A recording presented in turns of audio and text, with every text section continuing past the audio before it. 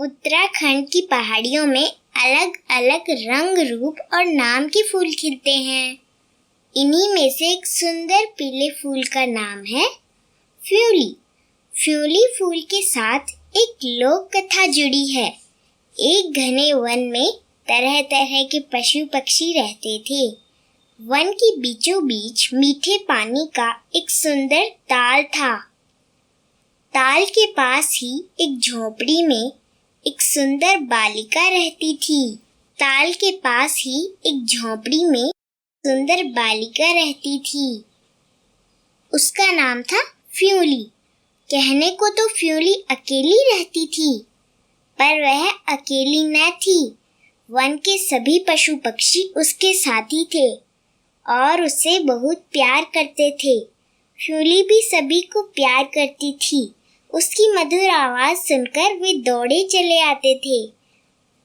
उन सब के बीच फ्यूली एक परी सी लगती थी। एक दिन शाम के समय फ्यूली एक नन्हे हिरण के बच्चे को दुलार रही थी। तभी उसे अपने पीछे कुछ आहट सुनाई दी। फ्यूली ने मुड़कर देखा कि एक सुंदर राजकुमार खड़ा उसे निहार रहा है। फ्यूली ने उससे पूछा, क्या पानी पीना चाहते हो?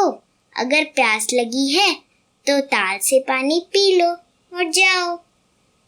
राजकुमार ने ताल से पानी पीकर प्यास बुझाई। फ्यूली ने उससे कहा, लगता है तुम शिकारी हो, किंतु यहाँ पशु पक्षियों का शिकार करना मना है। थके हारे हो तो कुछ समय विश्राम कर लो। वैसे भी रात होने वाली है, चाहो तो यहीं रह सकते हो। प्रात उठकर चले जाना। राजकुमार ने फ्यूली की बात मान ली। फ्यूली ने फिर पूछा, तुमने अपने बारे में कुछ बताया नहीं? राजकुमार बोला, मैं पास के राज्य का राजकुमार हूँ। तुमसे बात करके मुझे बहुत अच्छा लगा। मैं तुमसे विवाह करना चाहता हूँ। फ्यूली कुछ बोल न पाई। उसे भी राजकुमार अच्छा लगा था, किंतु आश्रम के फल फूल पशु पक्षियों को छोड़कर जाने की कल्पना से ही उसका मन घबरा उठा।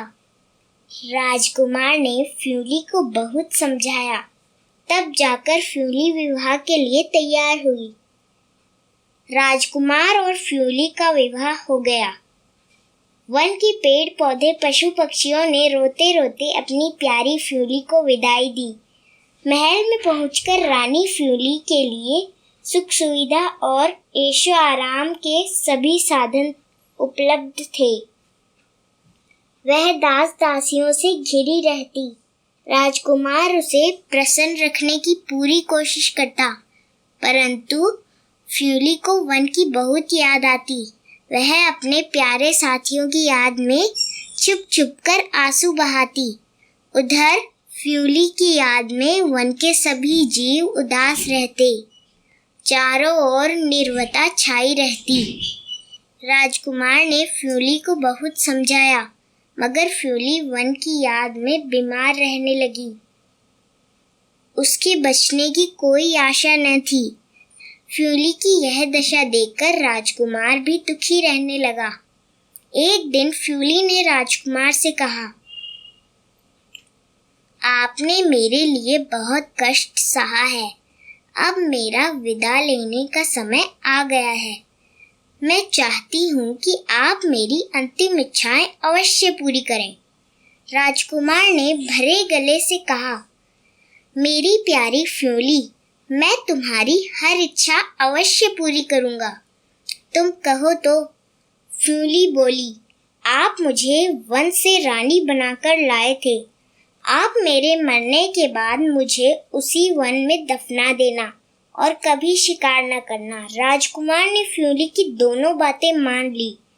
फ्यूली ने सदा के लिए आंखें मूंद ली।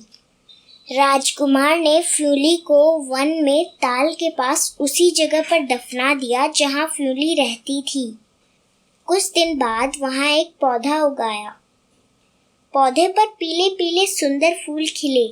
राजकुमार ने उन फूलों का नाम फ्यूली रखा। आज भी लोग जब इन फूलों को देखते हैं तो फ्यूली की याद करते हैं। चैत्र के महीने में फ्यूली के फूलों की खिलने के समय उत्तराखंड में फूलदेई फूल सकरात नामक त्योहार मनाया जाता है। इनमें फ्यूली की फूलों की पूजा की जाती है।